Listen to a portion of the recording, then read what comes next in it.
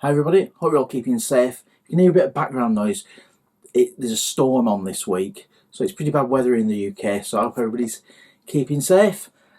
Even colder than the weather, it's Disney's 1979 sci-fi adventure, epic, folly, masterpiece, The Black Hole.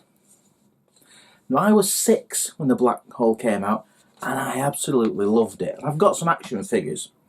I've got the robots, but I cannot find Holland and Pizer. I've got them somewhere and I'll dig them out for a later date. But we've got Vincent. And I loved this action figure.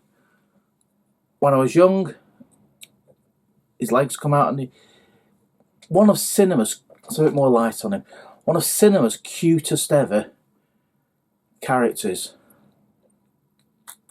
The head still turns. I never quite knew what these things did.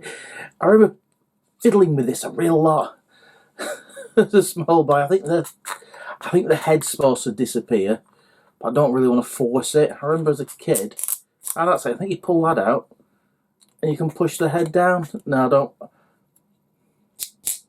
Pull it out. Ah, there he goes. He's hidden, like I was in the film when he was frightened. Boop, and up he comes again. Right, I better not. There you go. Let's put him back to his normal position and put his legs in. But this was a fantastic little model. There's no markings who made it. Who actually made it. I'll have to look that up. I think it could have been Migo. I will look that up. There you go, Vincent. Another toy that I absolutely loved as a child, Maximilian. His arms spin round. Does he not come out when he dissected Anthony Perkins in the film?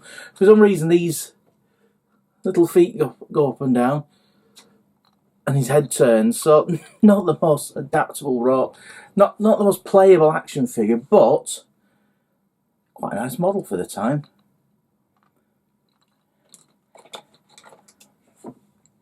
And one of the robot guards, which I'm not going to do too much with because he's a bit wobbling. I think the elastic inside him is on its last legs.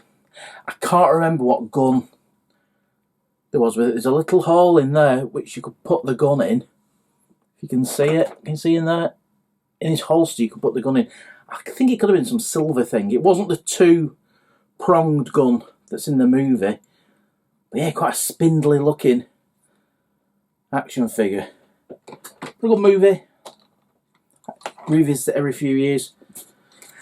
And it had the most amazing artwork with it. And this is the LP, the original LP from 1979 on Disneyland Pickwick Records.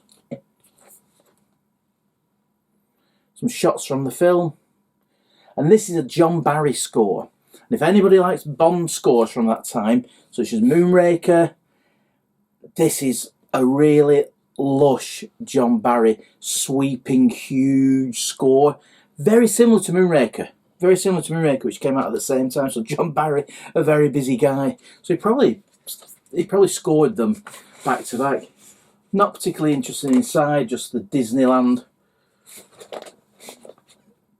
records. Pickwick, just in the United Kingdom. 1979, Walt Disney Productions, Buena Vista Distribution, Pickwick International, The Hyde Industrial Estate, London. So this is a British pressing with the Black Hole, and it's got a lovely glossy sleeve. I'm going to give it a whirl. I'm not going to play it now because of obviously copyright. I'm going to give it a whirl after, and when you watch the movie, it's a really lovely, very lush John Barry score.